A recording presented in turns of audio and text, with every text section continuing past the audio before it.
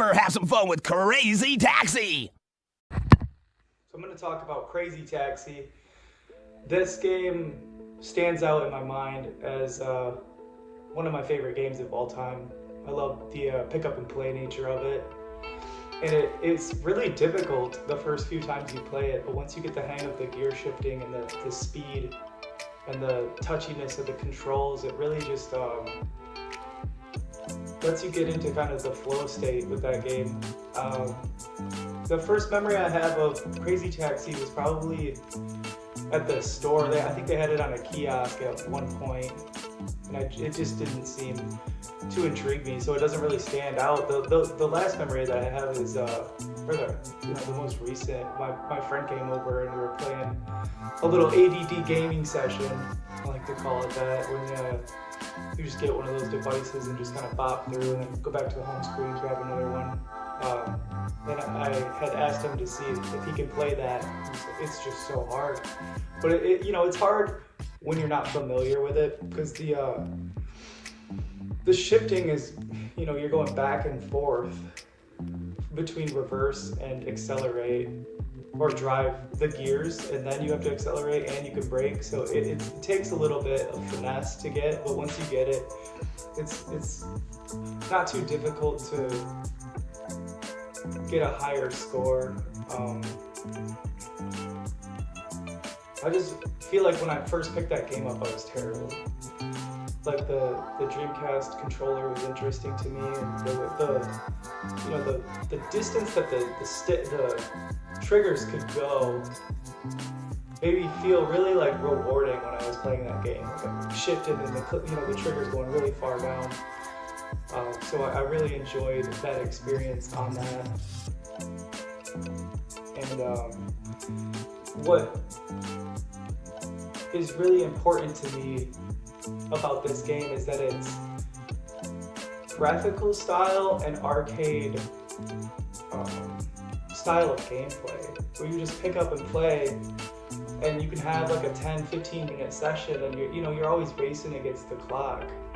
So it's like this adrenaline pounding experience for like 10 minutes, and it just makes me feel like it's a potent experience, and it's something that I go back to like bi-weekly, and I'll just sit down and do a run and get the credits to roll, and it just makes me feel like I've gotten good at that game, and it makes me feel like I'm playing it the way the developers intended it to be played, where you just sit down and try to get as far as you can, and it makes me really appreciate that style of gameplay loop. You're trying to beat your high score and go as far as you can. So that's one of the reasons that I just go back to it a lot. There's a few games that I do that with, but this one, it's like if I get down because I'm like losing in some other game, or I feel like it's just dragging on, like with a bunch of filler in it, I'll just grab the Ambernic Arc and throw that on for like 10 minutes and play that, and then go back to the other game. So it's nice, just an all-around game, really. It's just fun to cruise the streets and to master the shifting and the speed boosts, and try not to run into stuff, because it's so hard to avoid all of the things, and I swear that AI is programmed to just like pop up randomly in the way, like other vehicles. It's pretty crazy, and I really enjoy it. The visuals, they really are kind of remarkable. There's something about the Dreamcast where those graphics from that time, they just look really crisp and clean these days. When you're upscaling it, it looks minimal, but it's super smooth and clean. Like there's a lot of air between the objects. I feel like it aged really, really well. So that's another thing. It's like when I'm playing, I don't feel like I'm playing just a dirty game. It looks good and crisp and clean, and it does the job. I really enjoy the dialogue in Crazy Taxi. From choosing your characters to that crazy guy who's, go get some money. Like, that guy is just funny to me. The people that you pick up, the customers, they'll like critique you, or like, you know, if you're doing real good, like comment on how awesome you are. Like, thanks. It's just a really funny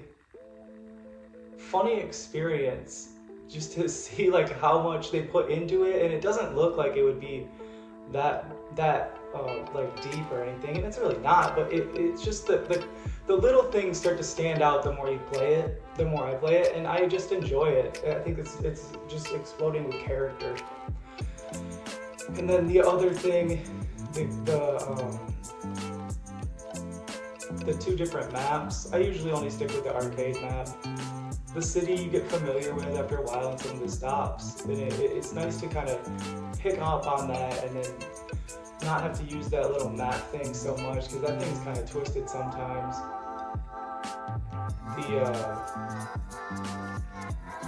The other modes, like the tutorial mode where they try to get you to learn all that stuff, is really, really difficult. Like, it took me a really long time to get past the first few. So I don't really mess around with that. I just hop into the arcade. But the style, I'll play this game for the rest of my life regularly, at least once a week. Just hop on it. Well, yeah, thanks for tuning in.